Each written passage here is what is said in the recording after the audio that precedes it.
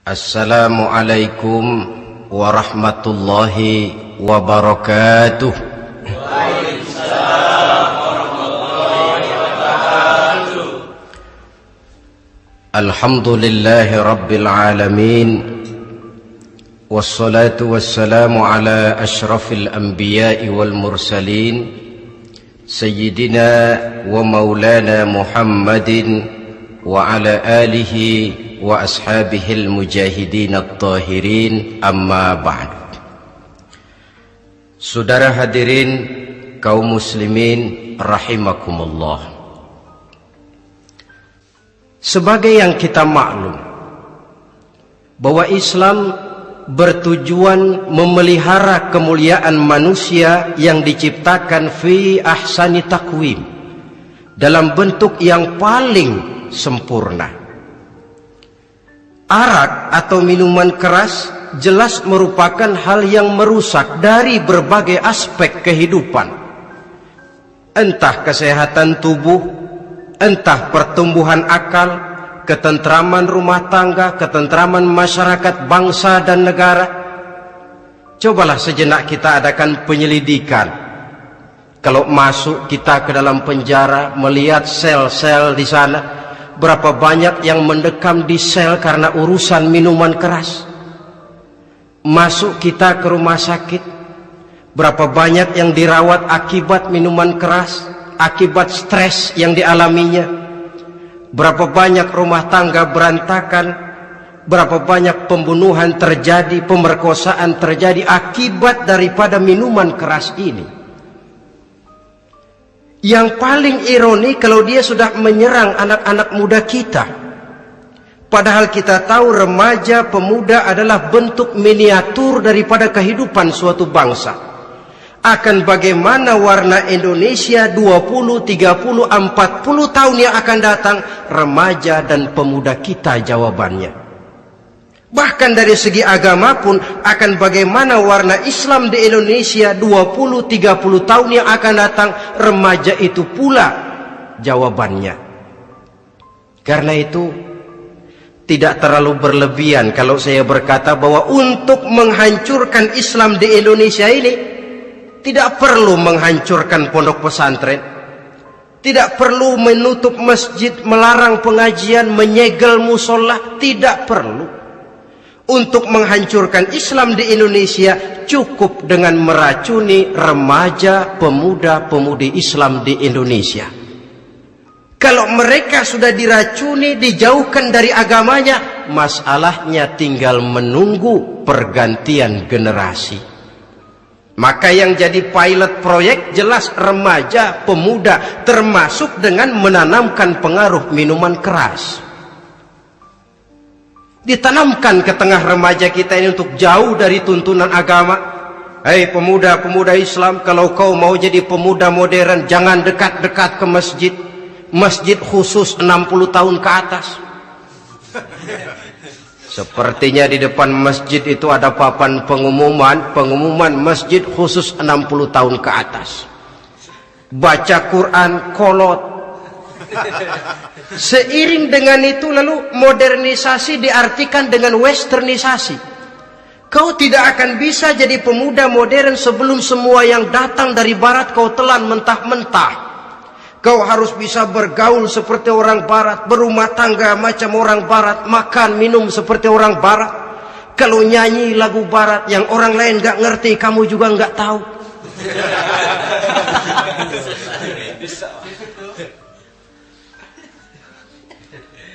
Anutlah itu free love yang pada gilirannya akan mengarah kepada free sex alias samenleven. Isaplah itu ganja, morfin, narkotik. Jikalau sudah terlena kita dengan itu, maka kehancuran suatu bangsa sesungguhnya sudah dimulai.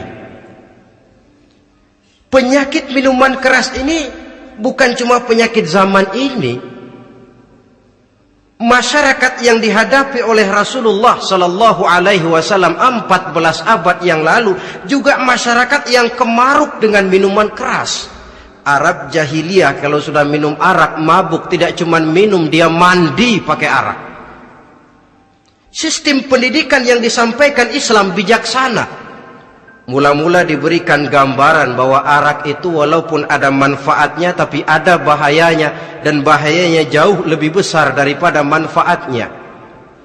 Tahap kedua diberikan pesan jangan mendekati solat dalam keadaan mabuk. Padahal solat 1 hari 1 malam 5 kali artinya makin jauh saja dia dari arak itu. Pada saat kondisi iman sudah memungkinkan, barulah turun vonis bahwa arak itu najis, perbuatan setan, jauhi. Yang ironi yang saya katakan tadi, racun mereknya madu. Kadang-kadang kita dibuai dengan iklan yang tidak mendidik. Saya pernah lihat ada iklan misalnya, Anda ingin modern, majulah bersama minuman ini. Atau minuman ini lambang pergaulan dunia yang maju. Modern diukur dari minuman. Yang jadi korban akhirnya remaja dan pemuda-pemudi kita. Saya teringat satu analisa dari Rasulullah sallallahu alaihi wasallam. Beliau bersabda, "Inna min asyratis sa'ah." Sesungguhnya di antara tanda-tanda kiamat. Apa kiamat itu? Dalam arti yang umum, kiamat itu saat dimana alam ini hancur, bumi gempa, air laut tumpah ke darat, gunung meletus, planet-planet bertabrakan, lalu semua yang bernama hidup mati. Itu kiamat beneran. Saya nggak mau cerita kiamat beneran, sebab saya sendiri nggak kepengen ngalamin. Yang sering kita ngalami ini kiamat kecil-kecilan, kiamat mini. Apa kiamat mini itu? Hancurnya sendi-sendi kehidupan sosial. Maksiat merajalela, munkarat menjadi-jadi. Yang ma'ruf dianggap munkar, yang munkar malah menjadi ma'ruf. Yang salah disanjung-sanjung, yang benar dicaci maki. Tuntunan dianggap tontonan, tontonan malah jadi tuntunan. Kan kiamat kalau sudah begitu. Penjungkiran nilai. Kenapa hal semacam ini bisa terjadi? Penyebabnya kata Nabi, pertama ayyurfa'al ilmu. Ilmu diangkat oleh Allah. Bagaimana cara Allah mengangkat ilmu dan apa maksudnya itu? Allah mengangkat ilmu itu, saudara, caranya pertama dengan mewafatkan ulama. Makin banyak ulama wafat, makin banyak ilmu ditarik. Yang kedua, kurangnya minat orang untuk belajar agama. Kalau sudah klop macam itu, artinya agama sudah disudutkan ke pojok-pojok kehidupan. Agama cuma sekedar tinggal dekorasi. Agama cuma seminar, cuma kongres, cuma muktamar. Tapi bahwa agama merupakan realita dalam kehidupan, itu tidak pernah terwujud. Kalau ulama sudah tiada, minat orang belajar agama berkurang, maka ajaran Allah tidak lagi didenungkan orang. Dikala itu, wa yudharul jahlu, akan muncullah kebodohan. Nampak kebodohan di mana-mana. Muncul permissive society, masyarakat yang merasa boleh hidup dengan kaidah serba boleh. Tidak ada halal, tidak ada haram. Tidak ada hak, tidak ada batil, semuanya serba boleh. Kalau sudah begitu kondisi masyarakat, terjadilah apa yang dianalisa oleh Nabi. Dikala itu wayab suazina, zina dikerjakan berterang-terangan. Orang sudah tidak punya malu. Hidupnya sudah pakai prinsip punya kuping, kuping kebo. Punya muka, muka tembok. Punya kulit, kulit badak.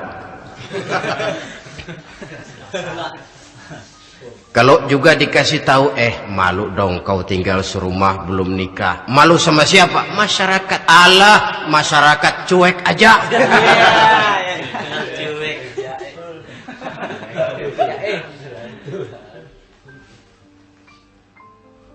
Bukankah realita kalau kita ikuti surat-surat kabar, berapa banyak sudah gadis-gadis bergelimpangan jadi korban, berapa banyak bayi-bayi yang lahir ke alam ini tanpa harus tahu kemana dia mesti manggil bapak, yang akhirnya mengalami keterakisan, dimasukkan ke dalam kantong plastik, dibuang ke tempat sampah. Kalau itu sudah terwujud, muncul efek negatif yang kedua, wa yushrabal khamr, arak, minuman keras jadi kebanggaan. Anak muda belum nyohor kalau belum bisa mabuk. Yang nggak mabuk dianggap kolot, kampungan loh. Bikin malu baru kena segelas saja udah miring, cengeng. Temen kita no hebat sampai nyungsep di got. Yang nyungsep hebat. Ya kalau cuma yang hancur kehidupan pribadi. Tapi kalau sudah menyangkut masa depan, yang berarti masa depan suatu generasi adalah merupakan masa depan daripada suatu bangsa. Begitu kerasnya Islam ini melarang minuman keras, sampai bukan cuma sekedar meminumnya saja yang diharamkan, tetapi juga dilarang mengimportnya, memproduksinya, membuka warung yang menjual minuman keras, atau bekerja di tempat penjualan minuman keras. Ada juga yang nyerempet-nyerempet, Pak, kalau sedikit kan nggak apa-apa, nggak mabuk ini. Nah, saya ingatkan hadis Nabi diriwayatkan oleh Imam Ahmad, Abu Daud dan Turmuzi. Nabi bersabda, "Ma askara katsiruhu faqaliluhu haramun." Apa yang banyaknya menyebabkan mabuk, sedikitnya pun tetap haram hukumnya. Memang barangkali mungkin ada manfaatnya, tetapi bahayanya jelas lebih besar ketimbang manfaat yang bisa timbul daripada jenis minuman keras itu sendiri. Dalam hadis lain Nabi pesankan, "Man kana yu'minu billahi wal yawmil akhir fala yaq'udu ala ma'idatin taduru 'alaiha al-khamru." Siapa yang beriman kepada Allah dan beriman kepada hari akhirat, jangan dia duduk di dalam satu pertemuan yang di dalam pertemuan itu diedarkan minuman keras. Masuk ke dalam lingkungan macam itu saja tidak diperkenankan. Kenapa? Asyariku fi syarri syarrun. Bersekutu dengan kejahatan, jahat juga hukumnya. Semalam kamu mabuk ya? Enggak, temen. Saya cuma ngebeliin aja kok.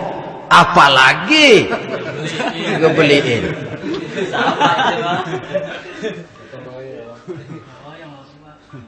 Sebab apa? Dalam keadaan mabuk, orang tidak lagi bisa berpikir secara logik. Daya kontrol hilang, artinya perbuatan sudah tidak terkontrol lagi. Yang pertama. Yang kedua, IQ tidak akan tumbuh dan berkembang secara normal seperti yang kita harapkan. Yang ketiga, harga diri akan runtuh hancur di tengah masyarakat. Bayangkan kalau tengah malam kita digotong orang, diantar ke rumah kita. Dengan kondisi macam itu masih punya muka kita untuk tegak di tengah masyarakat. Masih punya harapan kita untuk tumbuh menjadi pemimpin, sementara orang terkenang, ini kan yang kemarin malam gua gotong, dia lagi mabuk. Harga diri, kepribadian. Jangan lupa saudara, kita hidup di tengah masyarakat. Masyarakat itu punya hukum yang tidak tertulis, tapi lebih kuat dan lebih kejam daripada hukum tertulis. Orang bilang, sekali arang tercoreng di dahi, seumur hidup orang akan tetap ingat. Makanya Rasulullah dalam hadis memberikan tamsil untuk adik-adik remaja muslim ini, masalul mu'min kamasalin nahli. Perumpamaan orang yang beriman itu persis seperti tawon. Mentalitas orang mukmin persis tawon. Apa mentalitas tawon? Kalau kita ngaji bab tawon, kita renungi apa keistimewaan tawon. Saya lihat-lihat, ternyata tawon itu punya 4 keistimewaan. Pertama, tawon itu yang dihisap selalu saripati bunga. Bagus makanannya. Belum pernah tawon keliru makan. Saya belum pernah dengar kok ada tawon makan tahu.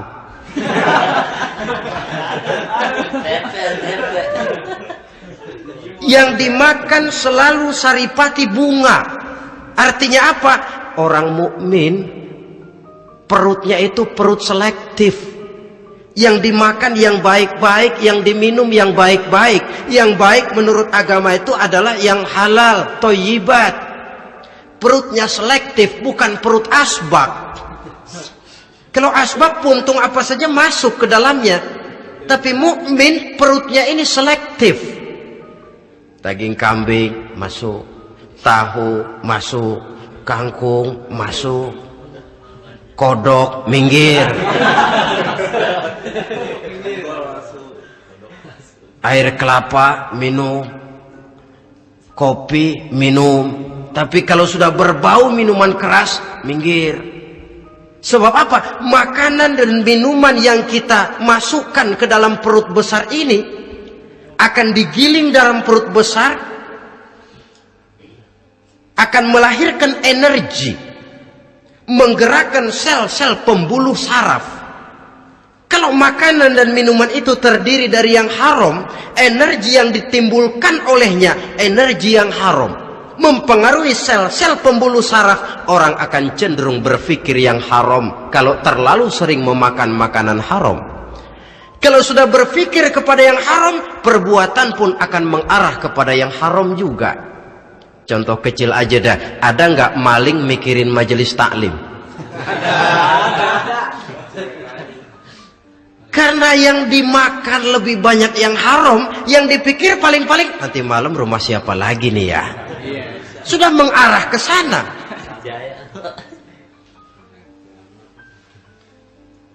Saripati bunga yang dimakan tawon itu. Lalu tawon yang kedua saya lihat yang dikeluarkan selalu madu. Artinya apa? Orang mukmin itu kalau dia berkata, perkataannya mengenakan orang. Kalau dia berbuat, perbuatannya membawa manfaat bagi orang.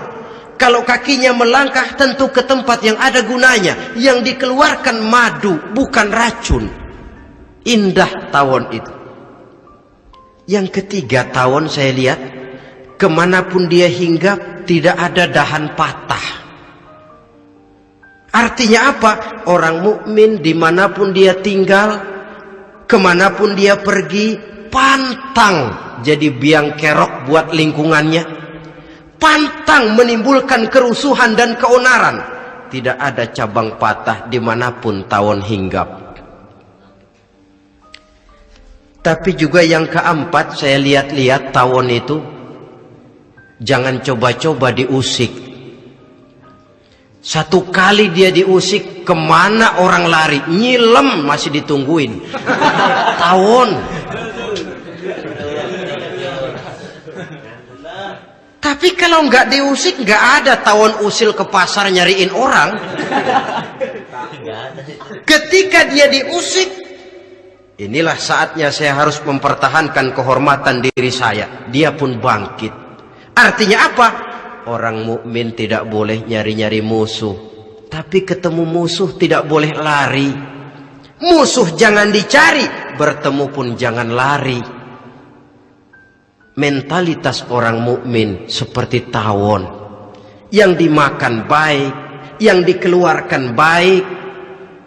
Kemana dia tinggal tidak menimbulkan keonaran buat masyarakat, tapi juga sanggup menjaga dan mempertahankan kehormatan dirinya.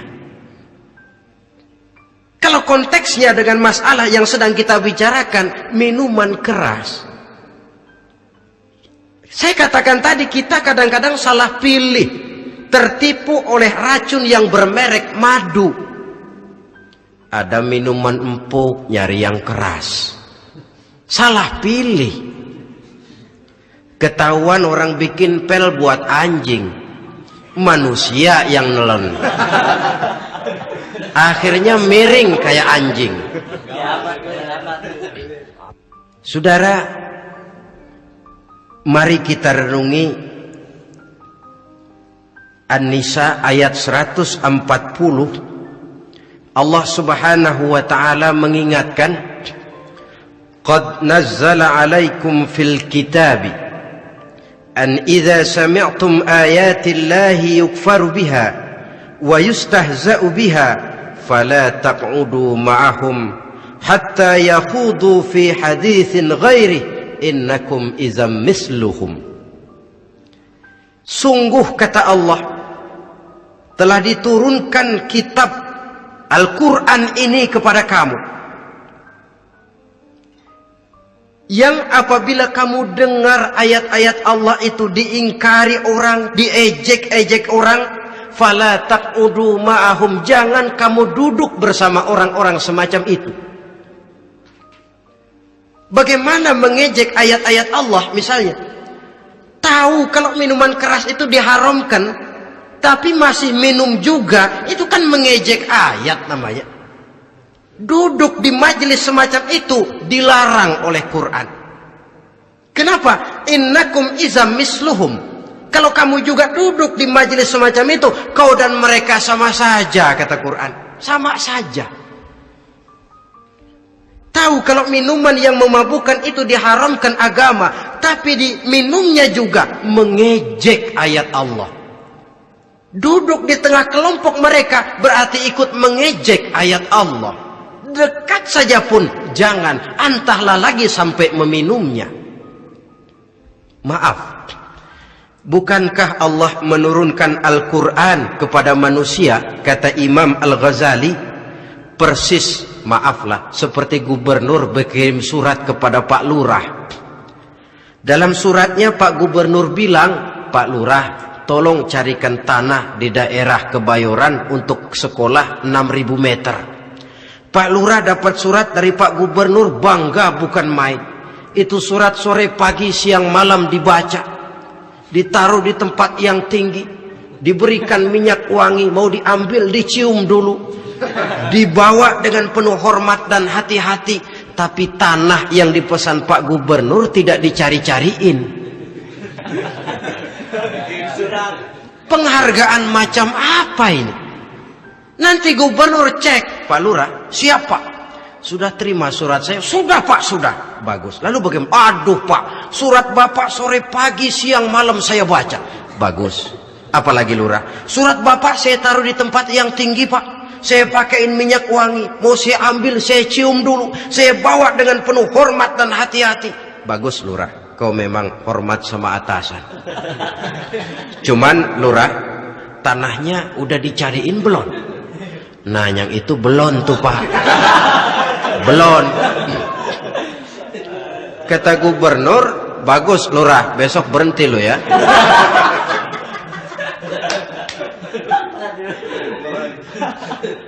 Membacanya memang penting, al-muta'abbad bitilawatihi, beribadah dari sebab membacanya. Tapi setelah kita baca, kita tahu isinya, what next? Mau apa kita dengan isinya itu? Jangan yang kita baca kita injak-injak. Itulah ironinya, bagaimana Quran itu mau membawa keberkahan dalam hidup ini. Kalau yang kita baca sering kita injak-injak. Dalam kehidupan kita baca ayat, wa ahallallahu al-bai'a wa harramar riba. Allah halalkan jual beli, Allah haramkan riba, tapi renten ditelan terus.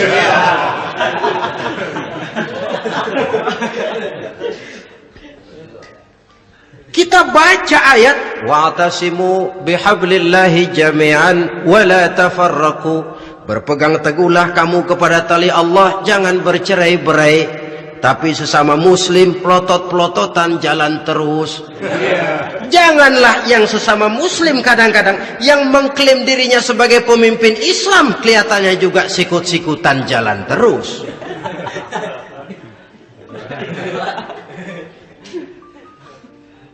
Sehingga tidak heran kalau orang bilang di bawah ngamalin ayat kursi sudah sampai di atas ayat hilang, tinggal kursi saja yang diamalin. Ironi dan menyedihkan. Perjalanan panjang memang saatnya kita menunggal dengan Al-Quran ini. Tetapi prosesnya memang harus kita mulai dari sekarang.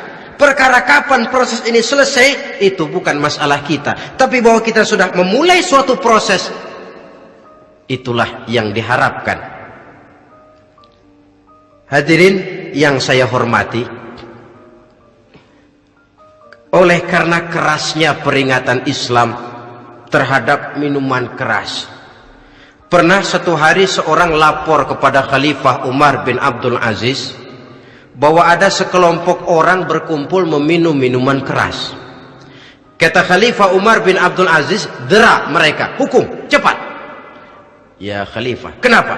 Di tengah mereka ada juga orang yang Ramadan biasa puasa. Begitu, iya, yang biasa puasa duluan hukum.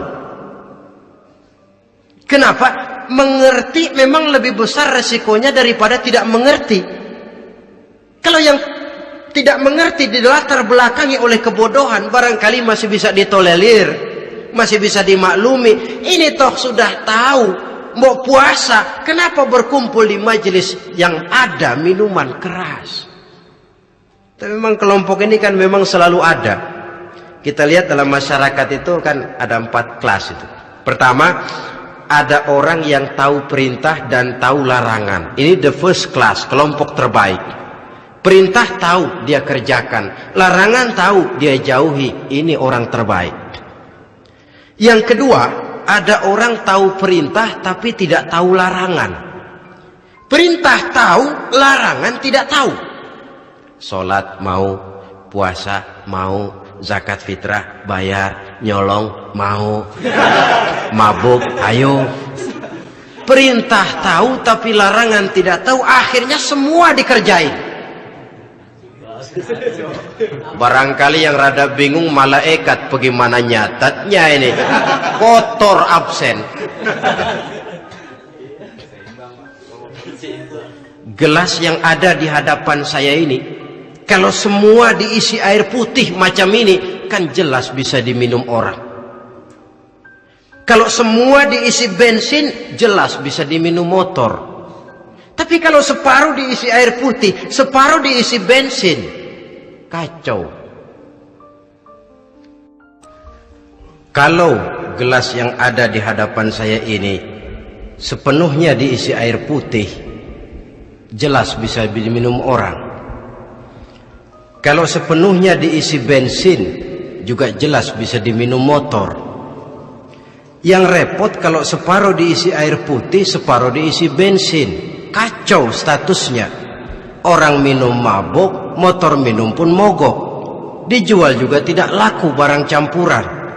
Inilah makna pernyataan Allah, wala talbisul haqqa bil batil. Jangan kamu campur adukan antara yang hak dan yang batil. Perintah dikerjakan, larangan pun dikerjakan juga. Kelompok ketiga, ada pula manusia yang tahu larangan tapi tidak tahu perintah. Larangan tahu tapi perintah tidak tahu. Jahat sama tetangga tidak, mencuri tidak, mabuk tidak, zina tidak, sholat tidak, puasa tidak, polos. Semua serba tidak. Dan yang terakhir, kelompok keempat, perintah tidak tahu, larangan pun tidak tahu. Ini masuk kelompok makhluk gratis. Misalnya kambing, ayam, kerbau, itu kan makhluk-makhluk yang memang perintah tidak tahu, pun larangan juga tidak tahu. Nah, dalam hubungannya dengan ini, saya mengajak, marilah kita berusaha sekuat mungkin menjauhkan diri dari minuman keras yang jelas bahayanya dengan hidup tidak jauh dari bimbingan agama. Hadirin kaum muslimin rahimakumullah. Kawan seiring dan sejalan dari minuman keras judi namanya. Saudara kembar barangkali. Yang satu sering menimbulkan yang lain, tetapi bukan tak jarang keduanya berjalan berdampingan. Posisi judi dan arak ini dalam Quran sama bahayanya. Apa sebab? Mentalitas judi adalah mentalitas sirkeless, lingkaran setan. Artinya yang menang biasanya ketagihan, yang kalah biasanya penasaran. Ini yang menyebabkan orang tidak mau berhenti. Kalau dia menang, dia ingin mencoba untuk menang dalam jumlah yang jauh lebih besar lagi. Kalau dia kalah, dia penasaran, kenapa hari ini kalah? Barangkali sial, besok malam saya tebus. Mental semacam ini memang sulit untuk berhenti. Kenapa judi diharamkan dalam Islam? Pertama, seorang muslim di dalam berusaha mencari harta, dia harus mengikuti sunnatullah. Kata kita orang muslim, hukum alam kata orang sekarang, natural of law bahasa kerennya. Berusaha menurut hukum kausal, memasuki rumah dari pintunya, menunggu suatu akibat dari sebab yang kita lakukan. Bahwa kalau begini mesti begitu. Karena kita memang terikat oleh permainan yang disebut hukum alam ini. Hidup bukan undian, jangan mengharap untung besar tanpa mau peras keringat. Satu pagi Khalifah Umar bin Khattab radhiyallahu an masuk ke masjid. Beliau lihat ada orang sedang berdoa khusyuk betul. Ditunggunya 2 menit, 3 menit, sampai 10 menit lebih belum juga selesai. Agak lama orang itu berdoa. Selesai berdoa, dihampiri orang itu oleh Sayyidina Umar. Beliau tanya, saudara, lagi apa? Tadi itu berdoa ya Khalifah. Minta kepada Allah? Tentu minta kepada Allah. Minta apa kamu? Minta rezeki. Sudah lama? Dari tadi habis sembahyang subuh. Dapat? Belum. Ya memang kata Sayyidina Umar, inna sama la tumtiru zahaban wala fiddatan. Langit itu tidak mungkin akan menghujankan emas, tidak mungkin pula menghujankan perak. Jadi orang dilarang duduk bermalas-malas menunggu keajaiban yang datang dari langit.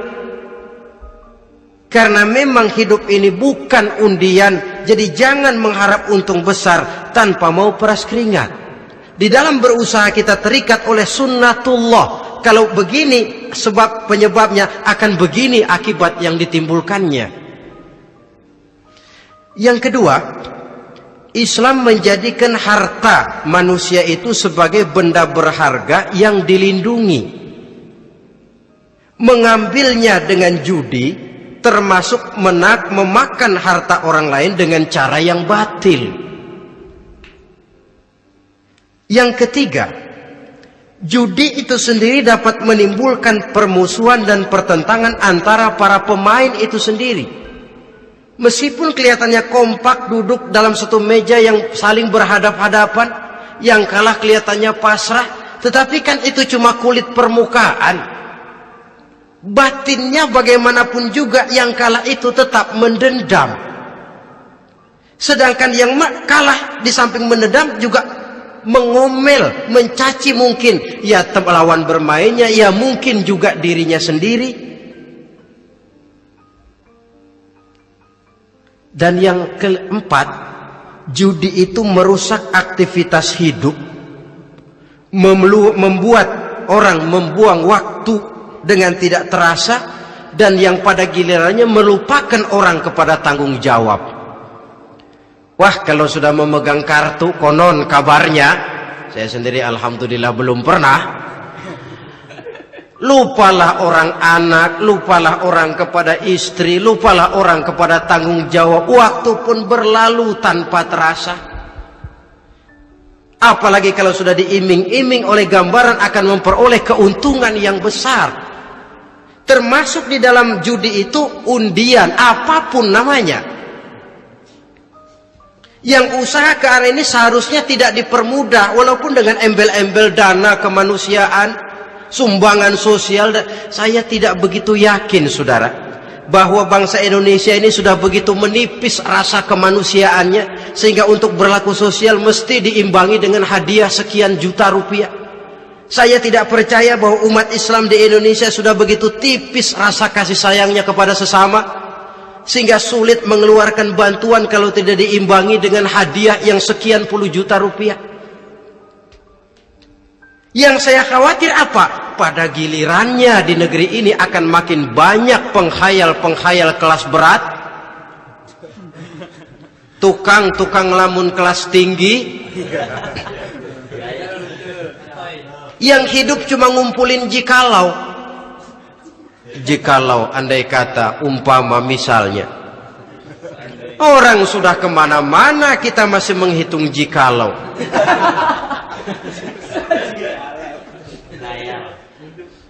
Orang boleh saja mengharap burung terbang tinggi, tapi punai di tangan jangan dulu dilepas. Artinya idealisme silahkan terbang setinggi langit, tapi kaki harus tetap berpijak di alam realita. Bahwa memang lebih baik makan singkong dalam kenyataan daripada makan roti tapi ngimpi.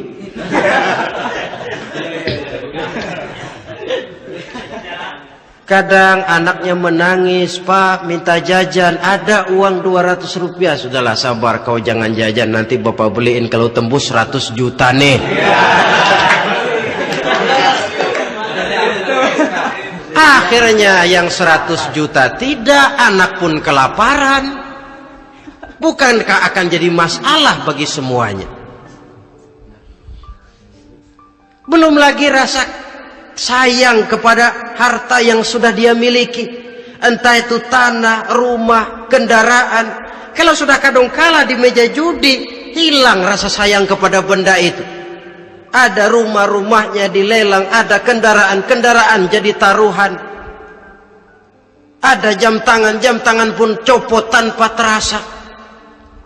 Maka berapa banyak rumah tangga berantakan, istri minta cerai, orang jadi nekat merampok, orang jadi nekat mencuri, korupsi kalau dia pejabat. Akibat apa ini? Pengaruh yang namanya judi. Saudara kaum muslimin, ma'asyiral muslimin rahimakumullah. Itu sebabnya di dalam surah Al-Maidah ayat 90 Allah menekankan, innamal khamru wal maisir wal ansab wal azlam rijsun min amali syaitan fajtanibuhu la'allakum tuflihun. Sesungguhnya arak, judi, berhala, mengundi nasib itu rijsun. Ya Allah, jarang benar Quran menggunakan kalimat rijsun. Rijsun ini sudah merupakan puncak kekotoran. Bapak moyangnya najis, itu rijsun. Rijsun, kotor. Sudah kotor ditambah pula min amali syaitan, pekerjaan setan. Fajtanibuhu, jauhi. Jangan sampai main, dekat saja tidak boleh, jauhi. La'allakum tuflihun, jikalau kamu mau menjadi orang-orang yang beruntung. Sejarah tidak pernah mencatat ada orang jadi miliuner karena judi. Sejak David Rockefeller sampai Aristotle Onassis, orang-orang kaya top di dunia, mereka kaya bukan karena judi, tapi karena kemauan peras keringat, banting tulang, mau memulai sesuatu dari kenyataan yang real di depan mata. Sebab apa? Hidup ini memang perjuangan. Janganlah kita ingin hidup dengan satu prestasi, ingin tetap hidup seperti apa adanya sekarang ini saja, toh kita harus berjuang. Apalagi ingin hidup lebih baik, lebih terhormat, lebih mudah. Hidup perjuangan. Perjuangan berarti pengorbanan. Berani hidup artinya berani berjuang. Berani berjuang maksudnya rela berkorban. Takut berkorban, jangan berjuang. Tidak mau berjuang, berhenti hidup. Itu logika. Dan bagaimanapun saya yakin lebih baik berkorban daripada menjadi korban.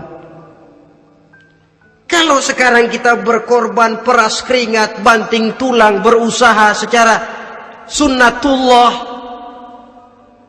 untuk menghidupi anak, istri, keluarga, pada satu saat kita tidak akan menjadi korban kebrutalan anak-anak kita sendiri kalau mereka dibesarkan dan tumbuh berkembang oleh hasil yang diperoleh dari meja judi.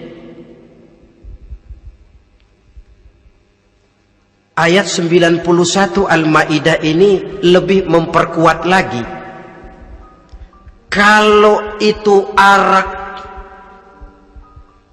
judi, berhala, mengundi nasib adalah perbuatan setan, sebenarnya setan mau apa sih? Ayat 91 menegaskan, innama yuridu syaitanu ayyuqi'a bainakumul adawata wal baghdha'a fil khamri wal maisir. Yang dimaui setan itu tidak lain supaya dengan arak dan dengan judi timbul rasa permusuhan, sikap memusuhi, saling marah di antara kamu. Coba, biasanya dalam meja judi sudah loyo, waktu juga sudah berlarut-larut. Yang menang mau berhenti, apa yang kata yang kalah? Berhenti dah, gue wacok loh.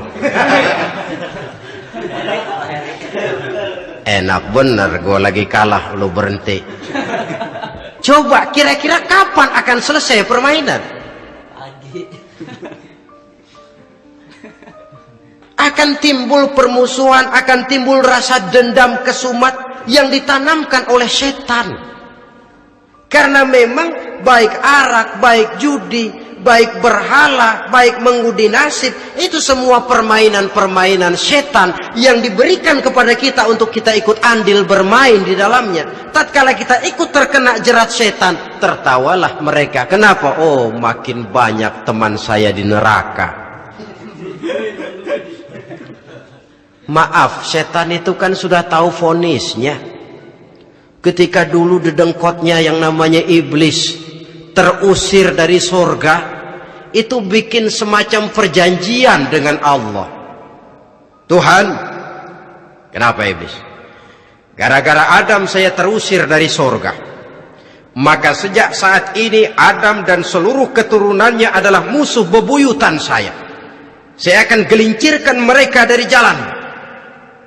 Silahkan iblis, goda mereka, tapi kau tidak akan mungkin bisa menggoda mereka kalau hamba-hambaku itu menjadi hamba yang ikhlas.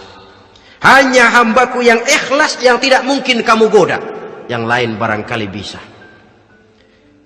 Sejak saat itulah iblis memproklamirkan permusuhan, dan dia sudah tahu betul vonisnya neraka. Tugas dia sekarang bagaimana mengumpulkan teman sebanyak-banyaknya ke dalam neraka. Hamba Allah saja yang tidak tergelincir kepada minuman keras dan judi.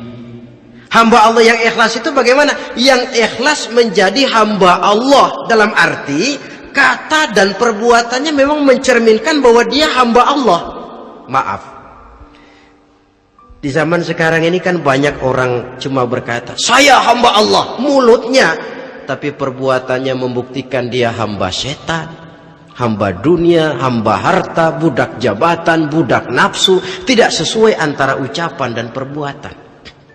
Sebab itu kata-kata hamba Allah kalau keluar dari mulut manusia itu murah, soalnya ngaku siapapun bisa, tapi diakui atau tidak, ini yang kita belum tahu.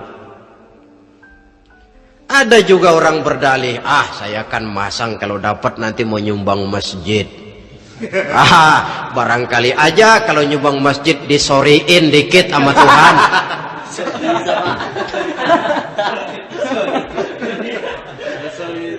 Apa bisa begitu? Saudara, kita tidak mungkin mencuci kain dengan air najis. Innallaha thayyibun, kata Nabi, la yaqbalu illa thayyiba. Allah itu baik dan hanya menerima yang baik. Bahwa dalam Islam tujuan yang baik harus dicapai dengan prosedur yang baik. Bahwa niat menyumbang masjid bagus, tapi hasil daripada judi atau undian tidak akan menyampaikan kita kepada tujuan itu. Tidak boleh mencuri kain walaupun niatnya untuk sholat. Kalau nyolong kain niatnya buat sembahyang, dimaafin kali. Walaupun sholatnya sah, mencuri kainnya tetap saja dosa. Islam tidak menghalalkan segala cara untuk mencapai suatu tujuan. Bahwa tujuan yang baik harus dicapai dengan cara yang baik juga. Dan penyakit judi ini juga bukan penyakit baru. Sejak dulu masa jahiliyah, judi mereka, saya kira kalau Las Vegas, kota judi Amerika saja barangkali masih kalah dengan cara judi jahiliyah dulu. Mereka kalau sudah judi itu uang. Habis uang, ada punya tanah pasang, taruhan. Habis tanah, ada rumahnya dipasang. Apalagi yang ada? Ternak unta dipertaruhkan. Harta habis, rumah ludes, kebun binasa, ada istri juga dipasangin. Judi.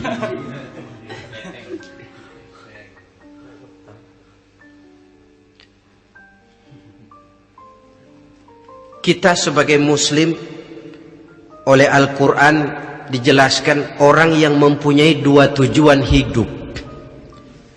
Pertama, tujuan jangka pendek.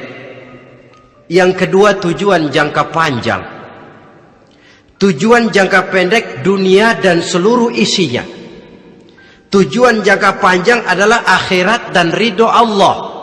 Ini yang terpantul dalam doa setiap kita. Rabbana atina fid dunya hasanah wa fil akhirati hasanah. Tercapai tujuan jangka pendek fid dunya hasanah, dan tujuan jangka panjang wa fil akhirati hasanah. Untuk mencapai tujuan jangka pendek, merangkul dunia dan seluruh isinya, apa yang jadi modal utama? Pertama, pendidikan. Makin tinggi jenjang karier pendidikan yang kita tempuh, rasa-rasanya makin mudah menjangkau dunia dan isinya. Yang kedua, pengalaman. Tenaga expert masih tetap diperlukan. Makin banyak pengalaman, makin mudah menjangkau dunia. Yang ketiga, dan ini ada tapi tidak bisa dijadikan pegangan, faktor nasib. Faktor kebetulan ada, tapi tidak bisa dijadikan pegangan mutlak. Pendidikan, pengalaman, ingin menjangkau fid dunya hasanah, ini modal utama. Lalu untuk mencapai fil akhirati hasanah, prestasi ibadah. Bagaimanapun tinggi pangkat dan jabatan kita, bagaimanapun banyak gelar kita sandang, tanpa prestasi ibadah, nol besar kita dalam pandangan Allah. Itu sebabnya kita sholat. Jadi tidak beralasan kalau orang ditanya, kenapa sih kamu nggak sholat? Tetangga saya sholat melarat terus. Memang sholat itu bukan untuk mencari uang kok. Kalau ada orang yang rajin sholat, rezekinya kelihatan lancar, itu cuma sekedar persekot. Uang muka, cashnya tetap di akhirat nanti. Efeknya apa? Karena kita punya tujuan jangka panjang, mengharap ridho Allah di akhirat, cara kita mencapai tujuan jangka pendek dibatasi oleh pertanyaan, Allah ridho apa enggak? Kita cari uang, tapi pertanyaan pokok, Allah ridho enggak cara ini? Kita mengejar kedudukan, tapi Allah ridho enggak dengan cara ini? Ini yang menyebabkan kita lantas tidak lalu menghalalkan segala cara. Yang penting tujuan tercapai cara apapun halal, PKI. Kan cuma PKI yang berprinsip asal tujuan tercapai cara apapun halal. Dan kita sudah sepakat PKI dan seluruh ajarannya tidak berhak hidup di bumi Pancasila ini. Cuma jangan sekedar PKI-nya dikutuk tapi ajarannya dipakai.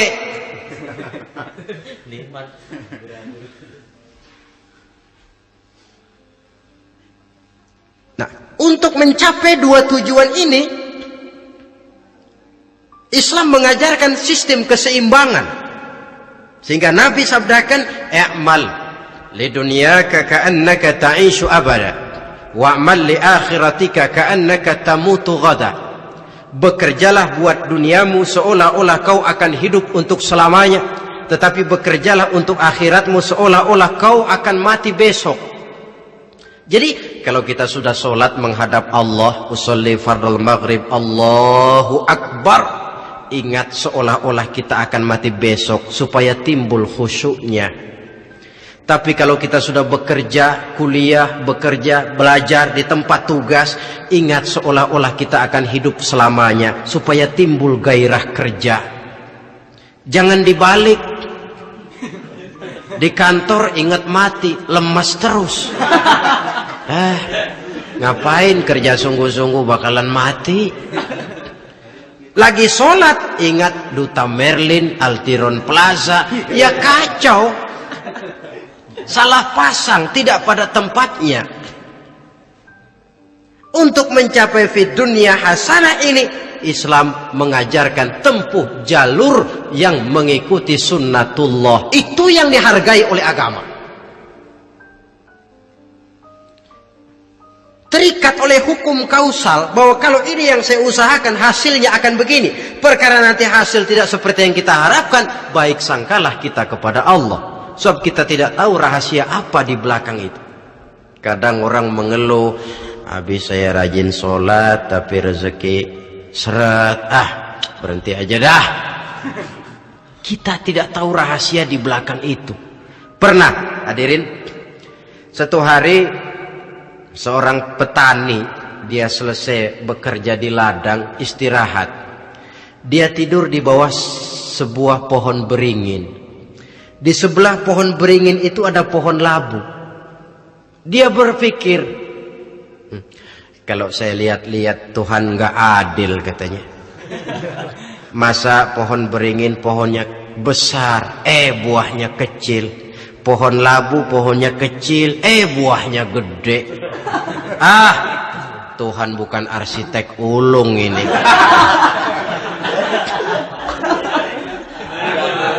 Mestinya supaya enak dilihat, beringin yang pohonnya besar buahnya sebesar buah labu. Pohon labu yang pohonnya kecil buahnya kecil saja sebesar buah beringin. Tidak adil Tuhan. Baru dia selesai berpikir Tuhan tidak adil, jatuh sebutir buah beringin tepat menimpa hidungnya. Dia terkejut. Astagfirullahalazim. Kalau begitu saya sadar katanya, Tuhan benar-benar adil. Coba kalau buah beringin segede buah labu. Waduh, kayak apa muka saya ini?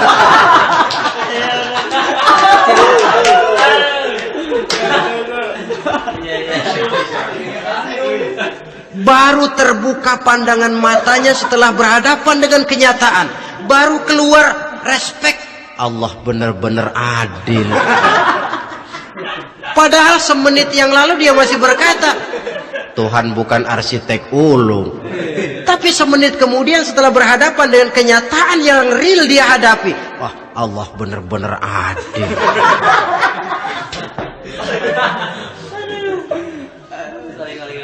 Itulah kehidupan ini.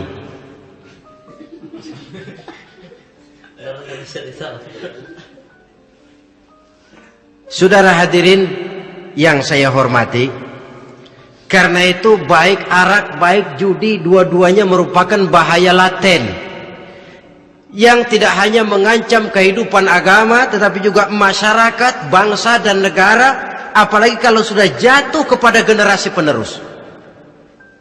Dan yang bagaimanapun juga saya berpikir sebenarnya remaja, pemuda, pemudi kita cuma korban dari suatu sistem Sebab ini merupakan tanggung jawab bersama. Ulama mubalik macam saya paling wewenangnya cuma ngomong. Yang punya SK untuk memberhentikan pabrik minuman keras itu kan Menteri Perindustrian. Tangan-tangan eksekutif. Sehingga kalau Nabi katakan, man ra'a minkum munkaran falyughayyir biyadihi wa illam yastati' fa bilisanihi wa illam yastati' fa biqalbihi. Apabila salah seorang kamu melihat suatu kemunkaran, termasuk minuman keras dan judi di dalamnya, rubah itu. Dengan cara apa? Kalau kau mampu dengan tangan, artinya power, kekuatan. Kalau dengan tangan tidak mampu, ini orang kalau gue pukul gue yang melintir nih. Umpamanya, fabilisani, dengan lidah ngomong. Mas, saya senang sampean tinggal di sini, kampung kami tambah warga, tapi tolonglah jangan bawa pengaruh yang tidak baik. Kalau ternyata bicara pun tidak berani, fabiqalbi, cukup dalam hati, sekurang-kurangnya tidak ikut membenci kemungkaran dalam hati, itulah kadar iman yang paling lemah. Ini secara umum. Tapi kalau hadis ini kita mau adakan semacam, katakan description of job, bahasa kerennya, kita adakan pembagian tugas. Siapa yang harus merombak kemungkaran dengan power? Penguasa, pemerintah, sebab dia punya aparat. Siapa yang merombak kemungkaran dengan lidah? Ulama, kiai, mubalik, ngomong. Siapa yang hanya mengubah kemungkaran dalam hati? Kita umumnya rakyat lemah ini, yang mau ngomong nggak berani tapi hati pegel. Nah, kalau sudah ada pembagian tugas semacam itu, insya Allah masing-masing akan berjalan pada relnya, dan pada akhirnya selamatlah kita, bangsa Indonesia, umat Islam pada khususnya, dari bahaya, baik bahaya minuman keras maupun bahaya judi. Menyelamatkan bangsa, dan yang lebih lagi menyelamatkan masa depan kita. Sekianlah saudara pertemuan kita pada saat ini. Mudah-mudahan ada manfaatnya. Terima kasih atas segala perhatian. Mohon maaf atas segala kekurangan. Usikum wa nafsi bitaqwallah. Wassalamualaikum warahmatullahi wabarakatuh.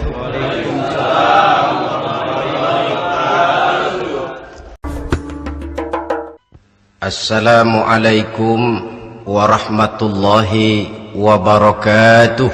Waalaikumsalam warahmatullahi wabarakatuh. Alhamdulillahi rabbil alamin. Wassalatu wassalamu ala ashrafil anbiya'i wal mursalin, Sayyidina wa maulana Muhammadin wa ala alihi wa ashabihil mujahidin at-tahirin, amma ba'd. Saudara hadirin kaum muslimin rahimakumullah. Sebagai yang kita maklum bahwa Islam bertujuan memelihara kemuliaan manusia yang diciptakan fi ahsani taqwim, dalam bentuk yang paling sempurna. Arak atau minuman keras jelas merupakan hal yang merusak dari berbagai aspek kehidupan. Entah kesehatan tubuh, entah pertumbuhan akal, ketentraman rumah tangga, ketentraman masyarakat, bangsa dan negara. Cobalah sejenak kita adakan penyelidikan. Kalau masuk kita ke dalam penjara, melihat sel-sel di sana, berapa banyak yang mendekam di sel karena urusan minuman keras. Masuk kita ke rumah sakit, berapa banyak yang dirawat akibat minuman keras, akibat stres yang dialaminya. Berapa banyak rumah tangga berantakan, berapa banyak pembunuhan terjadi, pemerkosaan terjadi akibat daripada minuman keras ini. Yang paling ironi kalau dia sudah menyerang anak-anak muda kita, Padahal kita tahu remaja pemuda adalah bentuk miniatur daripada kehidupan suatu bangsa. Akan bagaimana warna Indonesia 20, 30, 40 tahun yang akan datang, remaja dan pemuda kita jawabannya. Bahkan dari segi agama pun, akan bagaimana warna Islam di Indonesia 20, 30 tahun yang akan datang, remaja itu pula jawabannya. Karena itu tidak terlalu berlebihan kalau saya berkata bahwa untuk menghancurkan Islam di Indonesia ini tidak perlu menghancurkan pondok pesantren, tidak perlu menutup masjid, melarang pengajian, menyegel musola, tidak perlu. Untuk menghancurkan Islam di Indonesia cukup dengan meracuni remaja, pemuda-pemudi Islam di Indonesia. Kalau mereka sudah diracuni, dijauhkan dari agamanya, masalahnya tinggal menunggu pergantian generasi. Maka yang jadi pilot proyek jelas remaja, pemuda, termasuk dengan menanamkan pengaruh minuman keras. Ditanamkan ke tengah remaja kita ini untuk jauh dari tuntunan agama. Hei pemuda-pemuda Islam, kalau kau mau jadi pemuda modern, jangan dekat-dekat ke masjid. Masjid khusus 60 tahun ke atas. Sepertinya di depan masjid itu ada papan pengumuman masjid khusus 60 tahun ke atas. Baca Quran kolot. Seiring dengan itu lalu modernisasi diartikan dengan westernisasi. Kau tidak akan bisa jadi pemuda modern sebelum semua yang datang dari barat kau telan mentah-mentah.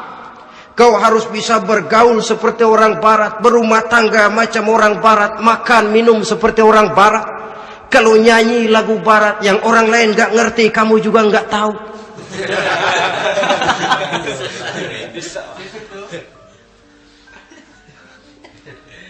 Anutlah itu free love yang pada gilirannya akan mengarah kepada free sex alias sammenleven.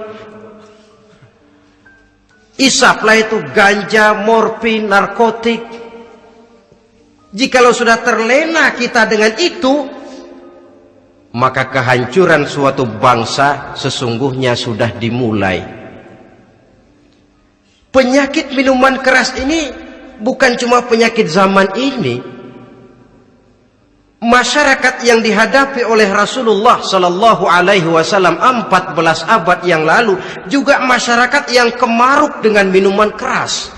Arab jahiliyah kalau sudah minum arak mabuk, tidak cuma minum, dia mandi pakai arak. Sistem pendidikan yang disampaikan Islam bijaksana. Mula-mula diberikan gambaran bahwa arak itu walaupun ada manfaatnya tapi ada bahayanya, dan bahayanya jauh lebih besar daripada manfaatnya. Tahap kedua diberikan pesan jangan mendekati solat dalam keadaan mabuk. Padahal solat 1 hari 1 malam 5 kali artinya makin jauh saja dia dari arak itu. Pada saat kondisi iman sudah memungkinkan, barulah turun vonis bahwa arak itu najis, perbuatan setan, jauhi. Yang ironi yang saya katakan tadi, racun mereknya madu. Kadang-kadang kita dibuai dengan iklan yang tidak mendidik. Saya pernah lihat ada iklan misalnya, Anda ingin modern, majulah bersama minuman ini. Atau minuman ini lambang pergaulan dunia yang maju. Modern diukur dari minuman. Yang jadi korban akhirnya remaja dan pemuda-pemudi kita. Saya teringat satu analisa dari Rasulullah Sallallahu Alaihi Wasallam. Beliau bersabda, Inna min asyratis sa'ah, sesungguhnya di antara tanda-tanda kiamat. Apa kiamat itu? Dalam arti yang umum, kiamat itu saat dimana alam ini hancur, bumi gempa, air laut tumpah ke darat, gunung meletus, planet-planet bertabrakan, lalu semua yang bernama hidup mati. Itu kiamat beneran. Saya nggak mau cerita kiamat beneran, Sebab saya sendiri nggak kepengen ngalamin. Yang sering kita ngalami ini kiamat kecil-kecilan, kiamat mini. Apa kiamat mini itu? Hancurnya sendi-sendi kehidupan sosial. Maksiat merajalela, munkarat menjadi-jadi.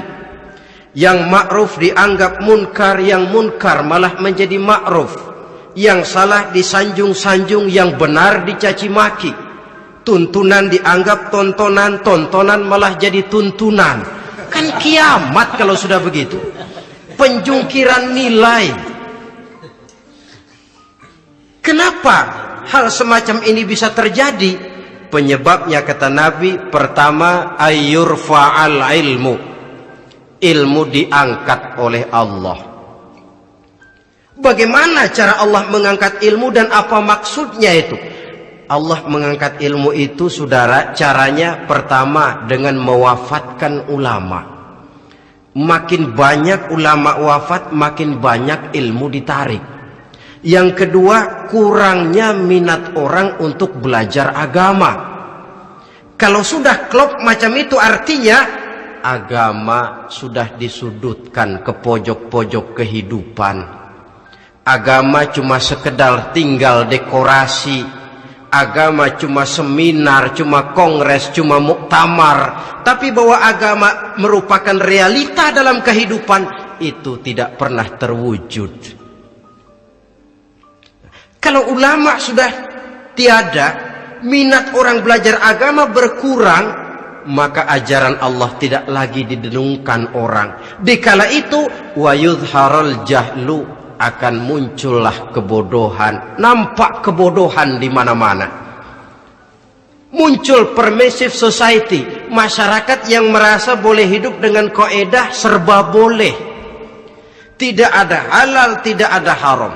Tidak ada hak, tidak ada batil, semuanya serba boleh.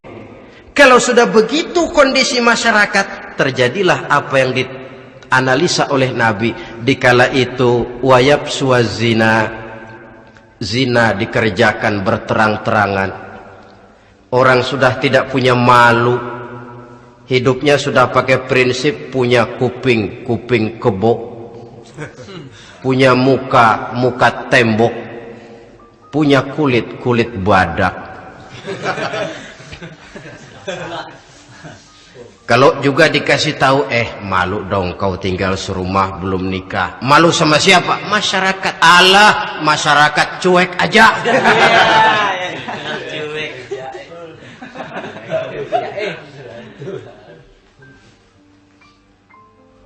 Bukankah realita kalau kita ikuti surat-surat kabar, berapa banyak sudah gadis-gadis bergelimpangan jadi korban? Berapa banyak bayi-bayi yang lahir ke alam ini tanpa harus tahu kemana dia mesti manggil bapak, yang akhirnya mengalami keterakisan, dimasukkan ke dalam kantong plastik, dibuang ke tempat sampah. Kalau itu sudah terwujud, muncul efek negatif yang kedua, wa yushrabal khamr, arak, minuman keras jadi kebanggaan. Anak muda belum nyohor kalau belum bisa mabuk. Yang nggak mabuk dianggap kolot, kampungan loh. Bikin malu baru kena segelas saja udah miring, cengeng. Temen kita hebat sampai nyungsep di got. Yang nyungsep hebat. Ya, kalau cuma yang hancur kehidupan pribadi. Tapi kalau sudah menyangkut masa depan, yang berarti masa depan suatu generasi adalah merupakan masa depan daripada suatu bangsa. Begitu kerasnya Islam ini melarang minuman keras, sampai bukan cuma sekedar meminumnya saja yang diharamkan, tetapi juga dilarang mengimportnya, memproduksinya, membuka warung yang menjual minuman keras, atau bekerja di tempat penjualan minuman keras. Ada juga yang nyerempet-nyerempet, Pak, kalau sedikit kan nggak apa-apa, nggak mabuk ini. Nah, saya ingatkan hadis Nabi diriwayatkan oleh Imam Ahmad, Abu Daud dan Turmuzi. Nabi bersabda, "Ma askara katsiruhu faqaliluhu haramun." Apa yang banyaknya menyebabkan mabuk, sedikitnya pun tetap haram hukumnya. Memang barangkali mungkin ada manfaatnya, tetapi bahayanya jelas lebih besar ketimbang manfaat yang bisa timbul daripada jenis minuman keras itu sendiri. Dalam hadis lain Nabi pesankan, "Man kana yu'minu billahi wal yawmil akhir fala yaq'udu ala ma'idatin taduru 'alaiha al-khamru." Siapa yang beriman kepada Allah dan beriman kepada hari akhirat, jangan dia duduk di dalam satu pertemuan yang di dalam pertemuan itu diedarkan minuman keras. Masuk ke dalam lingkungan macam itu saja tidak diperkenankan. Kenapa? Asyariku fi syarri syarrun. Bersekutu dengan kejahatan, jahat juga hukumnya. Semalam kamu mabuk ya? Enggak, temen. Saya cuma ngebeliin aja kok. Apalagi ngebeliin.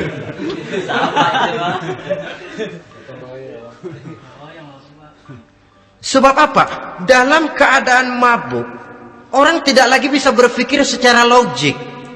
Daya kontrol hilang, artinya perbuatan sudah tidak terkontrol lagi. Yang pertama. Yang kedua, IQ tidak akan tumbuh dan berkembang secara normal seperti yang kita harapkan. Yang ketiga, harga diri akan runtuh hancur di tengah masyarakat. Bayangkan kalau tengah malam kita digotong orang, diantar ke rumah kita. Dengan kondisi macam itu masih punya muka kita untuk tegak di tengah masyarakat. Masih punya harapan kita untuk tumbuh menjadi pemimpin, sementara orang terkenang, ini kan yang kemarin malam gua gotong, dia lagi mabuk. Harga diri, kepribadian. Jangan lupa saudara, kita hidup di tengah masyarakat. Masyarakat itu punya hukum yang tidak tertulis, tapi lebih kuat dan lebih kejam daripada hukum tertulis. Orang bilang, sekali arang tercoreng di dahi, seumur hidup orang akan tetap ingat. Makanya Rasulullah dalam hadis memberikan tamsil untuk adik-adik remaja muslim ini, masalul mu'min kamasalin nahli. Perumpamaan orang yang beriman itu persis seperti tawon. Mentalitas orang mukmin persis tawon. Apa mentalitas tawon? Kalau kita ngaji bab tawon, kita renungi apa keistimewaan tawon. Saya lihat-lihat, ternyata tawon itu punya 4 keistimewaan. Pertama, tawon itu yang dihisap selalu saripati bunga. Bagus makanannya. Belum pernah tawon keliru makan. Saya belum pernah dengar kok ada tawon makan tahu.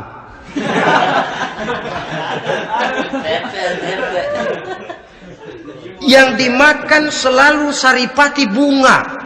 Artinya apa? Orang mukmin perutnya itu perut selektif. Yang dimakan yang baik-baik, yang diminum yang baik-baik. Yang baik menurut agama itu adalah yang halal, thayyibat. Perutnya selektif, bukan perut asbak. Kalau asbab puntung apa saja masuk ke dalamnya. Tapi mukmin perutnya ini selektif. Daging kambing masuk, tahu masuk, kangkung masuk, kodok minggir,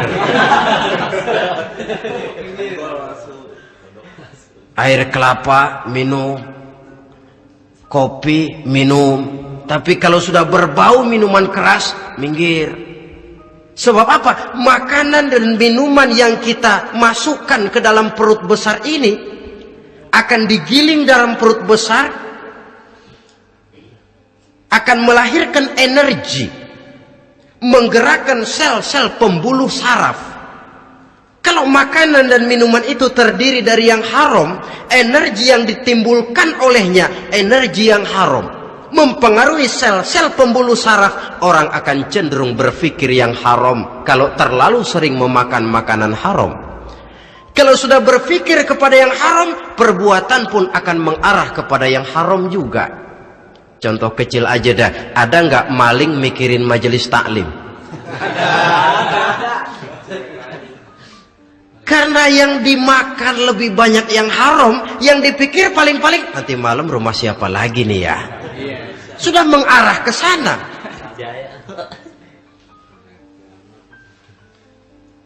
Saripati bunga yang dimakan tawon itu. Lalu tawon yang kedua saya lihat yang dikeluarkan selalu madu. Artinya apa? Orang mukmin itu kalau dia berkata, perkataannya mengenakan orang. Kalau dia berbuat, perbuatannya membawa manfaat bagi orang. Kalau kakinya melangkah, tentu ke tempat yang ada gunanya. Yang dikeluarkan madu, bukan racun. Indah tawon itu. Yang ketiga, tawon saya lihat, kemanapun dia hinggap, tidak ada dahan patah. Artinya apa? Orang mukmin dimanapun dia tinggal, kemanapun dia pergi, pantang jadi biang kerok buat lingkungannya, pantang menimbulkan kerusuhan dan keonaran. Tidak ada cabang patah dimanapun tawon hinggap. Tapi juga yang keempat, saya lihat-lihat tawon itu jangan coba-coba diusik. Satu kali dia diusik, kemana orang lari? Nyilem masih ditungguin. Tawon.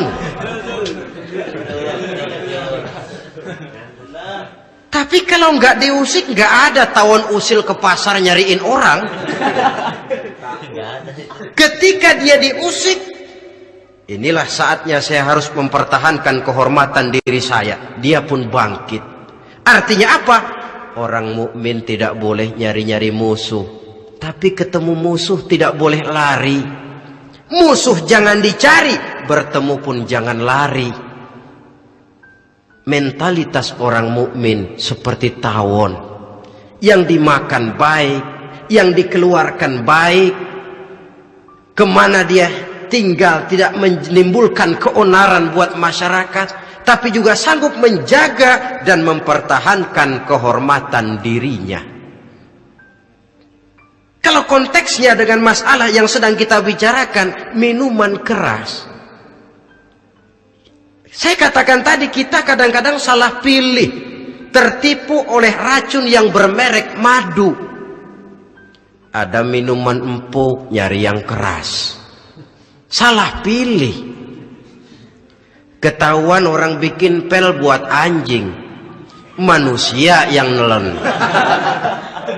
Akhirnya miring kayak anjing.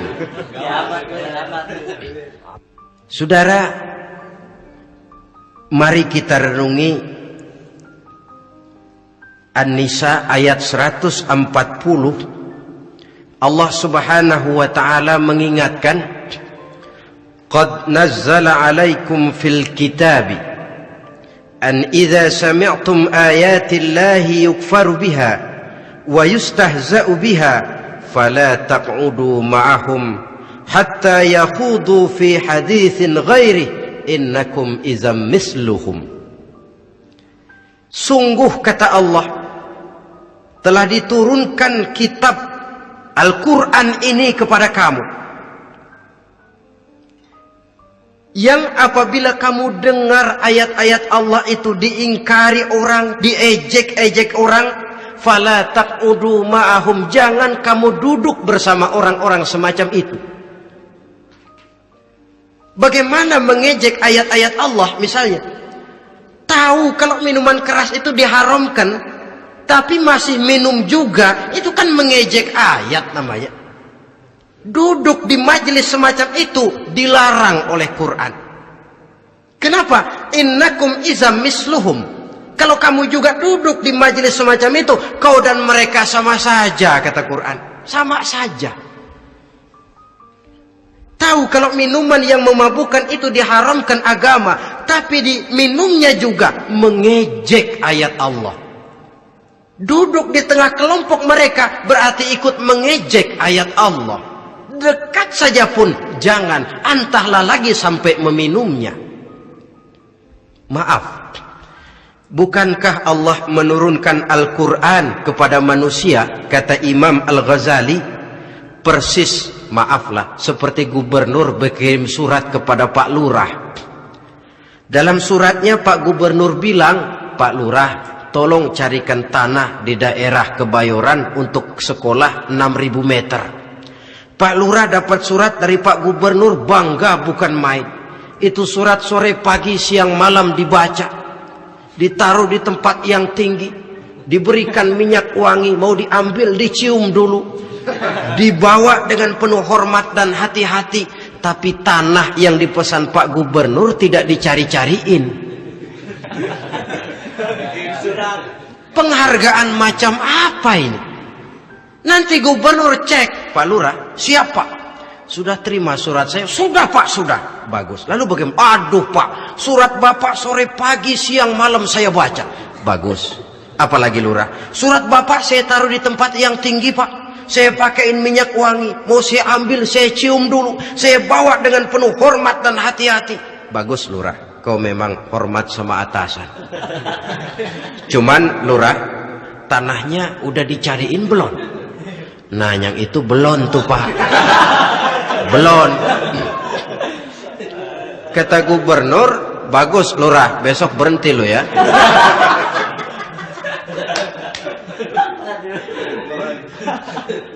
Membacanya memang penting, al-muta'abbad bitilawatihi, beribadah dari sebab membacanya. Tapi setelah kita baca, kita tahu isinya, what next? Mau apa kita dengan isinya itu? Jangan yang kita baca kita injak-injak. Itulah ironinya, bagaimana Quran itu mau membawa keberkahan dalam hidup ini. Kalau yang kita baca sering kita injak-injak. Dalam kehidupan kita baca ayat, wa ahallallahu al-bai'a wa harramar riba. Allah halalkan jual beli, Allah haramkan riba, tapi renten ditelan terus.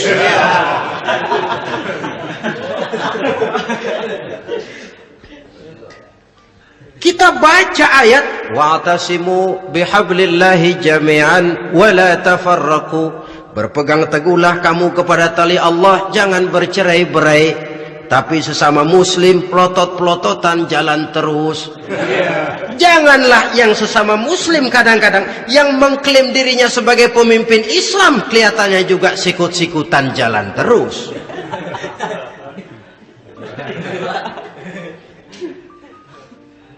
Sehingga tidak heran kalau orang bilang di bawah ngamalin ayat kursi sudah sampai di atas ayat hilang, tinggal kursi saja yang diamalin. Ironi dan menyedihkan.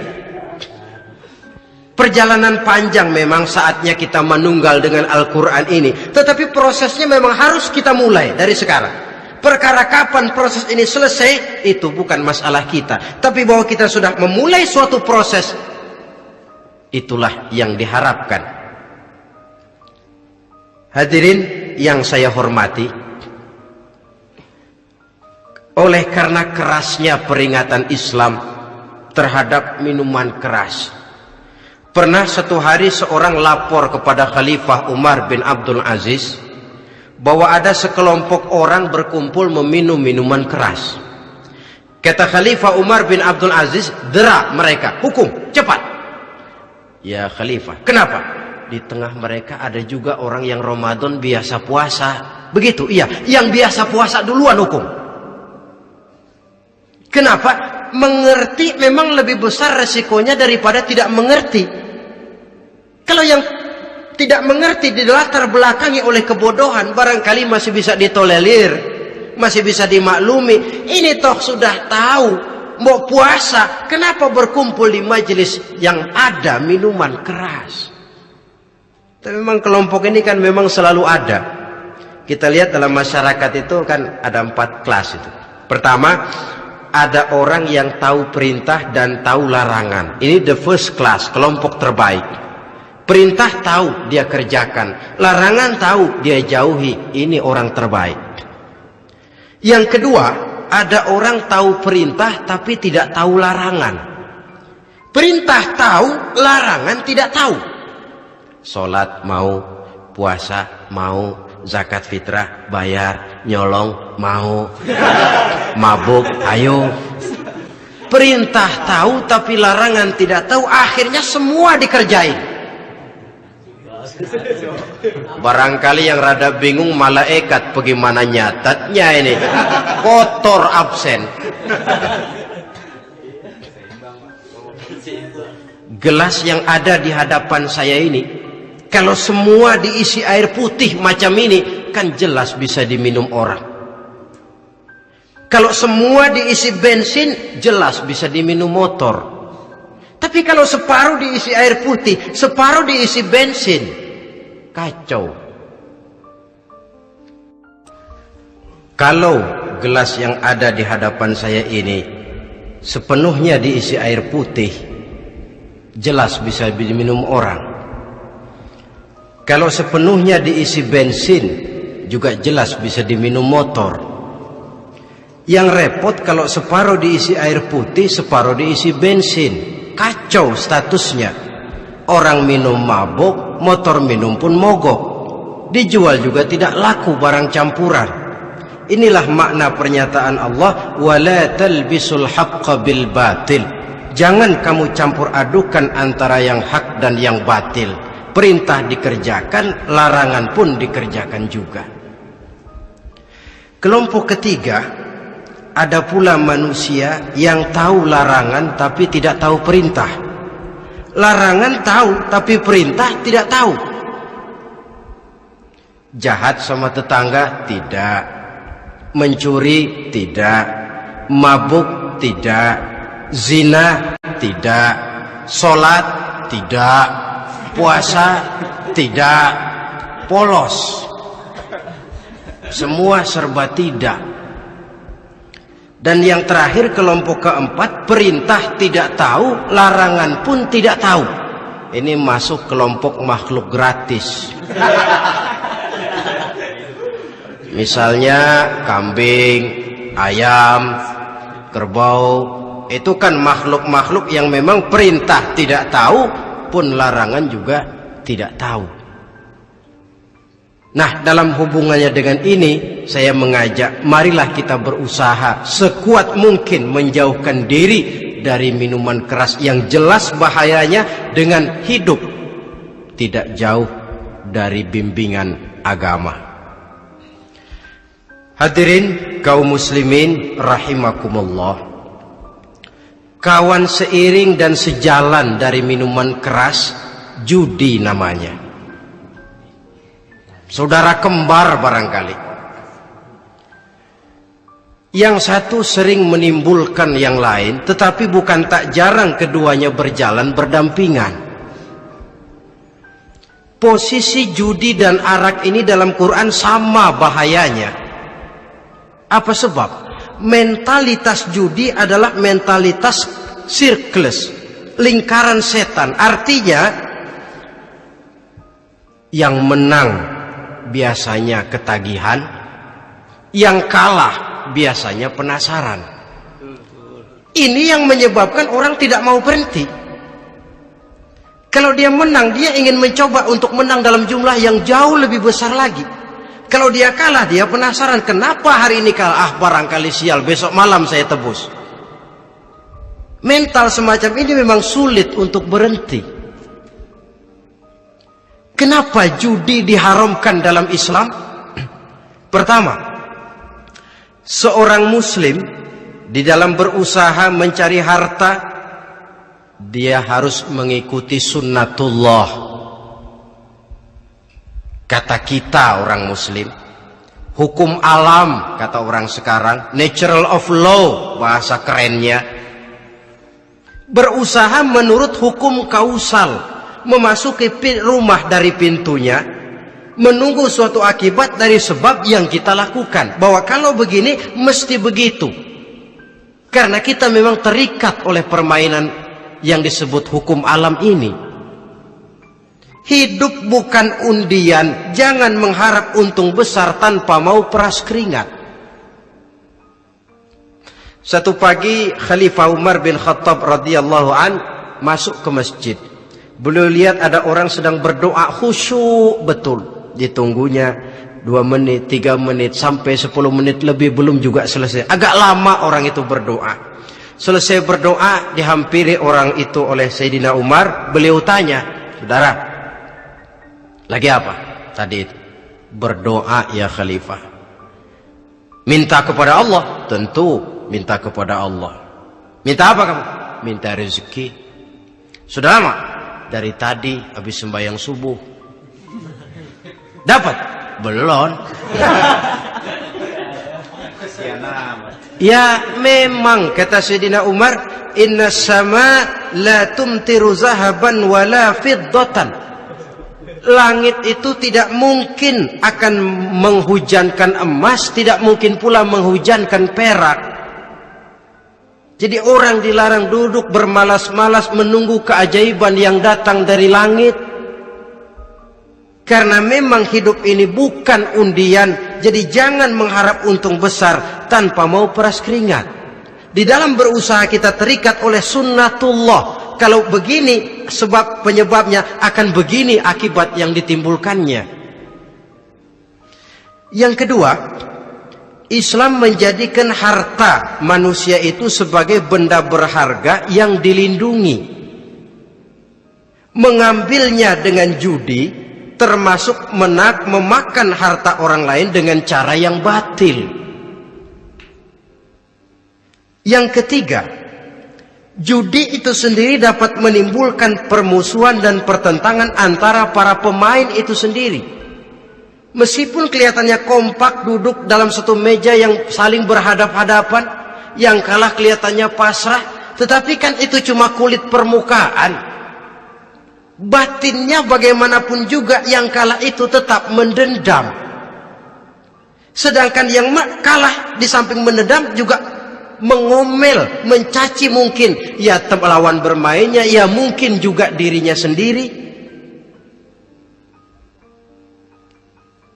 Dan yang keempat, judi itu merusak aktivitas hidup, membuat orang membuang waktu dengan tidak terasa, dan yang pada gilirannya melupakan orang kepada tanggung jawab.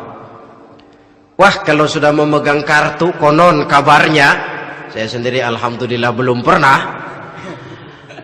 lupalah orang anak, lupalah orang kepada istri, lupalah orang kepada tanggung jawab. Waktu pun berlalu tanpa terasa. Apalagi kalau sudah diiming-iming oleh gambaran akan memperoleh keuntungan yang besar. Termasuk di dalam judi itu undian, apapun namanya. Yang usaha ke arah ini seharusnya tidak dipermudah, walaupun dengan embel-embel dana kemanusiaan, sumbangan sosial. Saya tidak begitu yakin, saudara, bahwa bangsa Indonesia ini sudah begitu menipis rasa kemanusiaannya, sehingga untuk berlaku sosial mesti diimbangi dengan hadiah sekian juta rupiah. Saya tidak percaya bahwa umat Islam di Indonesia sudah begitu tipis rasa kasih sayangnya kepada sesama, sehingga sulit mengeluarkan bantuan kalau tidak diimbangi dengan hadiah yang sekian puluh juta rupiah. Yang saya khawatir apa? Pada gilirannya di negeri ini akan makin banyak penghayal-penghayal kelas berat, tukang-tukang lamun kelas tinggi, yang hidup cuma ngumpulin jikalau. Jikalau, andai kata, umpama misalnya, orang sudah kemana-mana kita masih menghitung jikalau.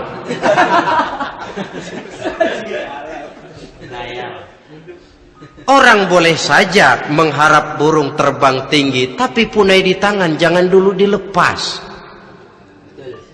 Artinya idealisme silahkan terbang setinggi langit, tapi kaki harus tetap berpijak di alam realita. Bahwa memang lebih baik makan singkong dalam kenyataan daripada makan roti tapi ngimpi.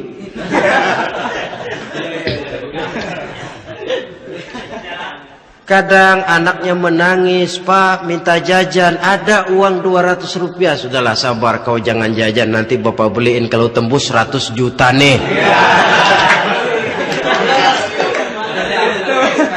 Akhirnya yang 100 juta tidak, anak pun kelaparan.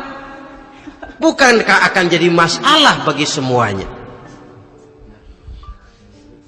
Belum lagi rasa sayang kepada harta yang sudah dia miliki, entah itu tanah, rumah, kendaraan. Kalau sudah kadangkala di meja judi, hilang rasa sayang kepada benda itu. Ada rumah-rumahnya dilelang, ada kendaraan-kendaraan jadi taruhan, ada jam tangan pun copot tanpa terasa. Maka berapa banyak rumah tangga berantakan, istri minta cerai, orang jadi nekat merampok, orang jadi nekat mencuri, korupsi kalau dia pejabat. Akibat apa ini? Pengaruh yang namanya judi.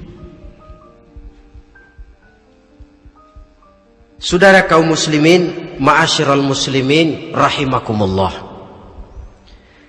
Itu sebabnya di dalam surah Al-Maidah ayat 90 Allah menekankan, innamal khamru wal maisir wal ansab wal azlam rijsun min amali syaitan fajtanibuhu la'allakum tuflihun. Sesungguhnya arak, judi, berhala, mengundi nasib itu rijsun. Ya Allah, jarang benar Quran menggunakan kalimat rijsun. Rijsun ini sudah merupakan puncak kekotoran. Bapak moyangnya najis, itu rijsun. Rijsun, kotor. Sudah kotor ditambah pula min amali syaitan, pekerjaan setan. Fajtanibuhu, jauhi. Jangan sampai main, dekat saja tidak boleh, jauhi. La'allakum tuflihun, jikalau kamu mau menjadi orang-orang yang beruntung. Sejarah tidak pernah mencatat ada orang jadi miliuner karena judi. Sejak David Rockefeller sampai Aristotle Onassis, orang-orang kaya top di dunia, mereka kaya bukan karena judi, tapi karena kemauan peras keringat, banting tulang, mau memulai sesuatu dari kenyataan yang real di depan mata. Sebab apa? Hidup ini memang perjuangan. Janganlah kita ingin hidup dengan satu prestasi, ingin tetap hidup seperti apa adanya sekarang ini saja, toh kita harus berjuang. Apalagi ingin hidup lebih baik, lebih terhormat, lebih mudah. Hidup perjuangan. Perjuangan berarti pengorbanan. Berani hidup artinya berani berjuang. Berani berjuang maksudnya rela berkorban. Takut berkorban, jangan berjuang. Tidak mau berjuang, berhenti hidup. Itu logika. Dan bagaimanapun saya yakin lebih baik berkorban daripada menjadi korban. Kalau sekarang kita berkorban, peras keringat, banting tulang, berusaha secara sunnatullah untuk menghidupi anak, istri, keluarga, pada satu saat kita tidak akan menjadi korban kebrutalan anak-anak kita sendiri kalau mereka dibesarkan dan tumbuh berkembang oleh hasil yang diperoleh dari meja judi. Ayat 91 Al-Maidah ini lebih memperkuat lagi. Kalau itu arak, judi, berhala, mengundi nasib adalah perbuatan setan, sebenarnya setan mau apa sih? Ayat 91 menegaskan, innama yuridu syaitanu ayyuqi'a bainakumul adawata wal baghdha'a fil khamri wal maisir. Yang dimaui setan itu tidak lain supaya dengan arak dan dengan judi timbul rasa permusuhan, sikap memusuhi, saling marah di antara kamu. Coba biasanya dalam meja judi sudah loyo, waktu juga sudah berlarut-larut. Yang menang mau berhenti, apa yang kata yang kalah? Berhenti dah, gue wacok loh. Enak bener, gue lagi kalah, lo berhenti. Coba kira-kira kapan akan selesai permainan? Akan timbul permusuhan, akan timbul rasa dendam kesumat yang ditanamkan oleh setan. Karena memang baik arak, baik judi, baik berhala, baik mengundi nasib, itu semua permainan-permainan setan yang diberikan kepada kita untuk kita ikut andil bermain di dalamnya. Tatkala kita ikut terkena jerat setan, tertawalah mereka. Kenapa? Oh, makin banyak teman saya di neraka. Maaf, setan itu kan sudah tahu vonisnya. Ketika dulu dedengkotnya yang namanya iblis terusir dari surga, itu bikin semacam perjanjian dengan Allah. Tuhan, kenapa iblis? Gara-gara Adam saya terusir dari surga. Maka sejak saat ini Adam dan seluruh keturunannya adalah musuh bebuyutan saya. Saya akan gelincirkan mereka dari jalan. Silahkan iblis, goda mereka, tapi kau tidak akan mungkin bisa menggoda mereka kalau hamba-hambaku itu menjadi hamba yang ikhlas. Hanya hambaku yang ikhlas yang tidak mungkin kamu goda, yang lain barangkali bisa.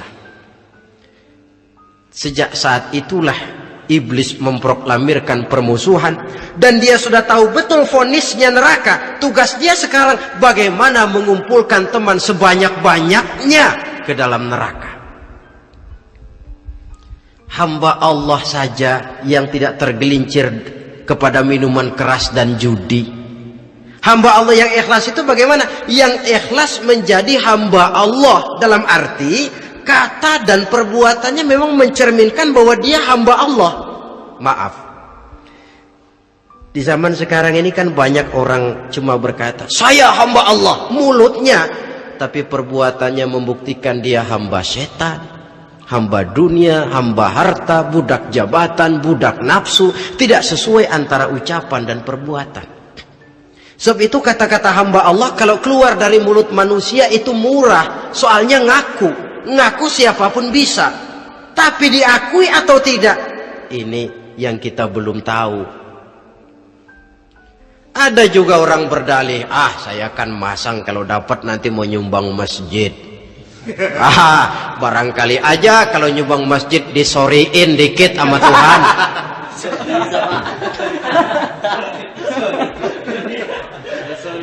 Apa bisa begitu? Saudara, kita tidak mungkin mencuci kain dengan air najis. Innallaha thayyibun, kata Nabi, la yaqbalu illa thayyiba. Allah itu baik dan hanya menerima yang baik. Bahwa dalam Islam tujuan yang baik harus dicapai dengan prosedur yang baik.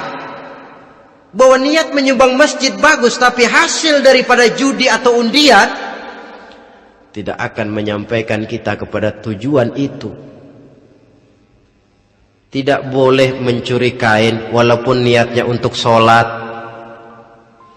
Kalau nyolong kain niatnya buat sembahyang, dimaafin kali. Walaupun sholatnya sah, mencuri kainnya tetap saja dosa. Islam tidak menghalalkan segala cara untuk mencapai suatu tujuan. Bahwa tujuan yang baik harus dicapai dengan cara yang baik juga. Dan penyakit judi ini juga bukan penyakit baru. Sejak dulu masa jahiliyah judi mereka, saya kira kalau Las Vegas, kota judi Amerika saja barangkali masih kalah dengan cara judi jahiliyah dulu. Mereka kalau sudah judi itu uang. Habis uang, ada punya tanah pasang, taruhan. Habis tanah, ada rumahnya dipasang. Apalagi yang ada? Ternak unta dipertaruhkan. Harta habis, rumah ludes, kebun binasa, ada istri, istri juga dipasangin. Judi.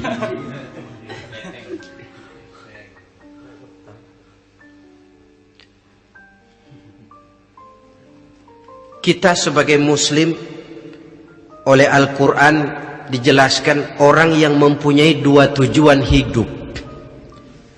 Pertama, tujuan jangka pendek. Yang kedua, tujuan jangka panjang. Tujuan jangka pendek dunia dan seluruh isinya. Tujuan jangka panjang adalah akhirat dan ridho Allah. Ini yang terpantul dalam doa setiap kita. Rabbana atina fid dunya hasanah wa fil akhirati hasanah. Tercapai tujuan jangka pendek fid dunya hasanah dan tujuan jangka panjang wa fil akhirati hasanah. Untuk mencapai tujuan jangka pendek, merangkul dunia dan seluruh isinya, apa yang jadi modal utama? Pertama, pendidikan. Makin tinggi jenjang karier pendidikan yang kita tempuh, rasa-rasanya makin mudah menjangkau dunia dan isinya. Yang kedua, pengalaman, tenaga-tenaga expert masih tetap diperlukan. Makin banyak pengalaman, makin mudah menjangkau dunia. Yang ketiga, dan ini ada tapi tidak bisa dijadikan pegangan, faktor nasib. Faktor kebetulan ada, tapi tidak bisa dijadikan pegangan mutlak. Pendidikan, pengalaman, ingin menjangkau fid dunya hasanah, ini modal utama. Lalu untuk mencapai fil akhirati hasanah, prestasi ibadah. Bagaimanapun tinggi pangkat dan jabatan kita, bagaimanapun banyak gelar kita sandang, tanpa prestasi ibadah, nol besar kita dalam pandangan Allah. Itu sebabnya kita sholat. Jadi tidak beralasan kalau orang ditanya, kenapa sih kamu nggak sholat? Ah, tetangga saya sholat melarat terus. Memang sholat itu bukan untuk mencari uang kok. Kalau ada orang yang rajin sholat, rezekinya kelihatan lancar, itu cuma sekedar persekot. Uang muka, cashnya tetap di akhirat nanti. Efeknya apa? Karena kita punya tujuan jangka panjang, mengharap ridho Allah di akhirat.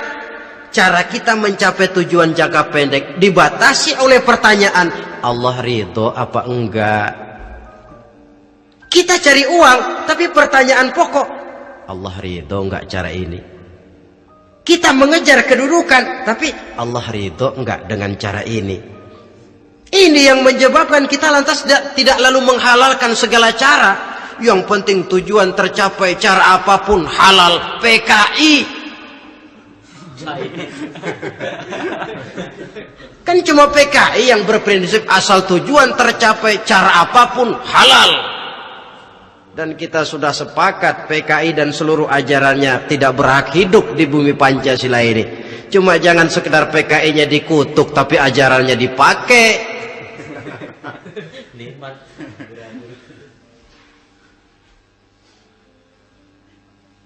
Nah, untuk mencapai dua tujuan ini,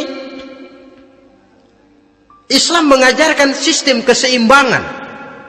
Sehingga Nabi sabdakan, "I'mal lidunyaka ka'annaka ta'ishu abada, wa'mal li akhiratika ka'annaka tamutu ghada." Bekerjalah buat duniamu seolah-olah kau akan hidup untuk selamanya, tetapi bekerjalah untuk akhiratmu seolah-olah kau akan mati besok. Jadi kalau kita sudah sholat menghadap Allah, usolli fardul maghrib, Allahu Akbar, ingat seolah-olah kita akan mati besok supaya timbul khusyuknya. Tapi kalau kita sudah bekerja, kuliah, bekerja, belajar di tempat tugas, ingat seolah-olah kita akan hidup selamanya supaya timbul gairah kerja. Jangan dibalik. Di kantor ingat mati, lemas terus. Ngapain kerja sungguh-sungguh bakalan mati. Lagi sholat ingat Duta Merlin, Altiron Plaza, ya kacau. Salah pasang, tidak pada tempatnya. Untuk mencapai fid dunya hasanah ini, Islam mengajarkan tempuh jalur yang mengikuti sunnatullah. Itu yang dihargai oleh agama.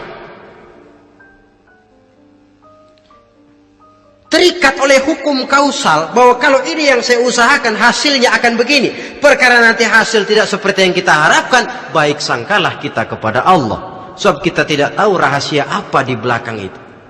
Kadang orang mengeluh, habis saya rajin sholat tapi rezeki seret, berhenti aja dah. Kita tidak tahu rahasia di belakang itu. Pernah hadirin, satu hari seorang petani, dia selesai bekerja di ladang, istirahat. Dia tidur di bawah sebuah pohon beringin.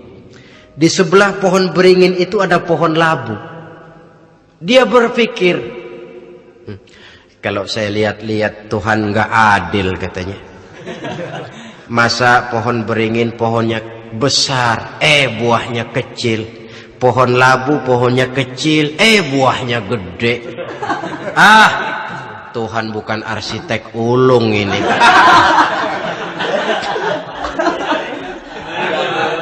Mestinya supaya enak dilihat, beringin yang pohonnya besar buahnya sebesar buah labu. Pohon labu yang pohonnya kecil buahnya kecil saja sebesar buah beringin. Tidak adil Tuhan. Baru dia selesai berpikir Tuhan tidak adil, jatuh sebutir buah beringin tepat menimpa hidungnya. Dia terkejut. Astagfirullahalazim. Kalau begitu saya sadar katanya, Tuhan benar-benar adil. Coba kalau buah beringin segede buah labu, waduh, kayak apa muka saya ini?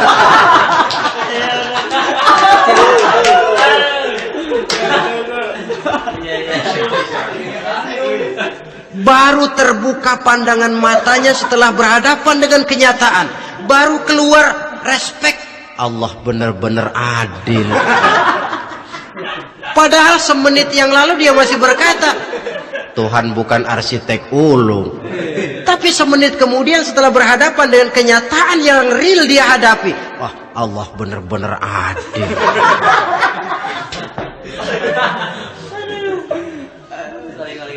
Itulah kehidupan ini.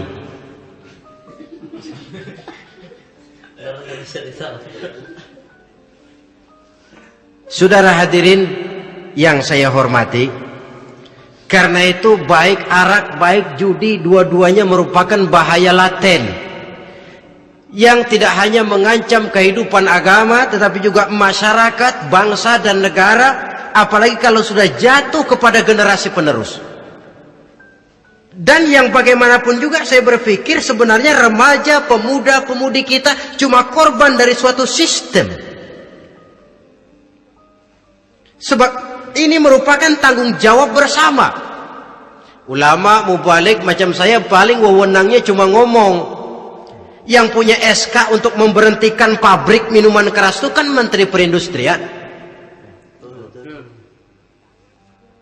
Tangan-tangan eksekutif. Sehingga kalau Nabi katakan, man ra'a minkum munkaran falyughayyir biyadihi wa illam yastati' fa bilisanihi wa illam yastati' fa biqalbihi. Apabila salah seorang kamu melihat suatu kemunkaran, termasuk minuman keras dan judi di dalamnya, rubah itu. Dengan cara apa? Kalau kau mampu dengan tangan, artinya power, kekuatan. Kalau dengan tangan tidak mampu, ini orang kalau gue pukul gue yang melintir nih. Umpamanya, fabilisani, dengan lidah ngomong. Mas, saya senang sampean tinggal di sini, kampung kami tambah warga, tapi tolonglah jangan bawa pengaruh yang tidak baik. Kalau ternyata bicara pun tidak berani, fabiqalbi, cukup dalam hati, sekurang-kurangnya tidak ikut membenci kemungkaran dalam hati. Itulah kadar iman yang paling lemah. Ini secara umum. Tapi kalau hadis ini kita mau adakan semacam, katakan description of job, bahasa kerennya, Kita adakan pembagian tugas. Siapa yang harus merombak kemungkaran dengan power? Penguasa, pemerintah, sebab dia punya aparat. Siapa yang merombak kemungkaran dengan lidah? Ulama, kiai, mubalik, ngomong. Siapa yang hanya mengubah kemungkaran dalam hati? Kita umumnya rakyat lemah ini, yang mau ngomong nggak berani tapi hati pegel. Nah, kalau sudah ada pembagian tugas semacam itu, insya Allah masing-masing akan berjalan pada relnya, dan pada akhirnya selamatlah kita, bangsa Indonesia, umat Islam pada khususnya, dari bahaya, baik bahaya minuman keras maupun bahaya judi. Menyelamatkan bangsa, dan yang lebih lagi menyelamatkan masa depan kita. Sekianlah saudara pertemuan kita pada saat ini. Mudah-mudahan ada manfaatnya. Terima kasih atas segala perhatian. Mohon maaf atas segala kekurangan. Usikum wa nafsi bitaqwallah. Wassalamualaikum warahmatullahi wabarakatuh.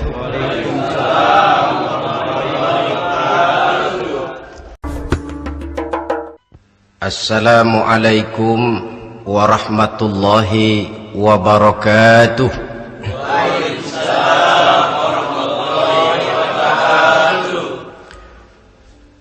Alhamdulillahi rabbil alamin. Wassalatu wassalamu ala ashrafil anbiya'i wal mursalin, Sayyidina wa maulana Muhammadin wa ala alihi wa ashabihil mujahidin at-tahirin, amma ba'd. Saudara hadirin kaum muslimin rahimakumullah. Sebagai yang kita maklum bahwa Islam bertujuan memelihara kemuliaan manusia yang diciptakan fi ahsani taqwim, dalam bentuk yang paling sempurna. Arak atau minuman keras jelas merupakan hal yang merusak dari berbagai aspek kehidupan. Entah kesehatan tubuh, entah pertumbuhan akal, ketentraman rumah tangga, ketentraman masyarakat, bangsa dan negara. Cobalah